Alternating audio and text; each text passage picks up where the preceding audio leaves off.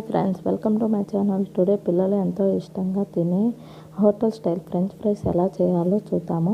ఈ ఫ్రెంచ్ ఫ్రైస్కి ముందుగా 1/2 kg పొటాటోని తీసుకొని ఇలా నేను చూపిస్తున్న విధంగా స్మాల్ స్లైసెస్ లాగా కట్ చేసుకోవాలి. ఇలా చూపిస్తున్నాను కదా, చక్కగా దాన్ని స్ట్రైట్గా ఉండేటట్లు చూసుకోవాలి. ఇలా కట్ చేసిన పొటాటోనన్నిటిని ఒక బౌల్లో వాటర్ తీసుకొని ఆ వాటర్లో కొంచెం సాల్ట్ని యాడ్ చేసి కట్ చేసిన పొటాటోనన్నిటిని యాడ్ చేసుకోవాలి. ఈ పొటాటో అన్నిటిని 2-3 టైమ్స్ క్లీన్ చేసి దానికి ఉండే స్కాచ్ మొత్తం పోయే విధంగా వాటర్ని క్లీన్గా బయటకు వచ్చేంత వరకు క్లీన్ చేసుకోవాలి. ఇలా క్లీన్ చేసుకున్న పొటాటోని ఒక ప్లేట్లో పక్కన పెట్టుకొని ఇంకొక బౌల్ తీసుకొని ఆ బౌల్లోకి 2 గ్లాసెస్ వాటర్ తీసుకొని ఆ వాటర్లోకి కొన్ని ఐస్ క్యూబ్స్ వేసుకొని ఈ ఐస్ క్యూబ్స్కి 1 టేబుల్ స్పూన్ సాల్ట్ని కూడా యాడ్ చేసుకొని ఇలా బాగా మిక్స్ చేసుకోవాలి. ఇలా మిక్స్ చేసుకున్న దాంట్లోకి మనం ముందుగా క్లీన్ చేసి పెట్టుకున్న పొటాటో స్లైసెస్ని కూడా యాడ్ చేసి బాగా మిక్స్ చేసి ఒక 15 to 20 minutes పాటు పక్కన పెట్టుకోవాలి. ఇలా పక్కన పెట్టడం వల్ల సాల్ట్ అనేది స్లైసెస్కి పడుతుంది. ఈ ఐస్ క్యూబ్స్ అన్నీ మెల్ట్ అయినాక ఇలా తీసుకొని వాటిని ఒక ప్లేట్లో పెట్టుకోవాలి. తర్వాత ఫ్యాన్ కింద ఒక క్లాత్ వేసి ఈ క్లీన్ చేసుకున్న ఐస్ క్యూబ్ వేసిన పొటాటోని ఇలా చూపిస్తున్న విధంగా ఆరబెట్టుకోవాలి.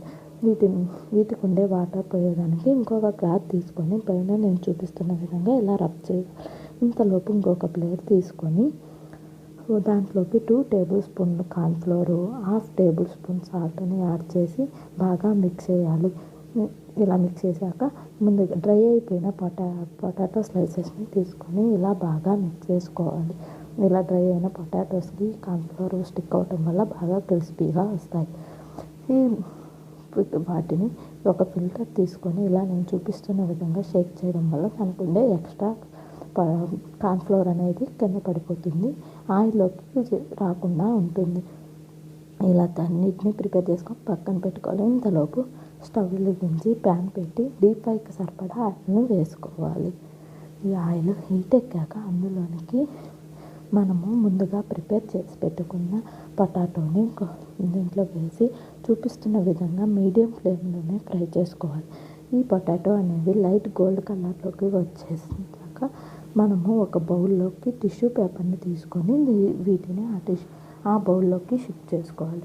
ఇలా షిఫ్ట్ చేశాక దాంట్లోకి కొంచెం సాల్ట్ని యాడ్ చేసి బాగా మిక్స్ చేసుకోవాలి.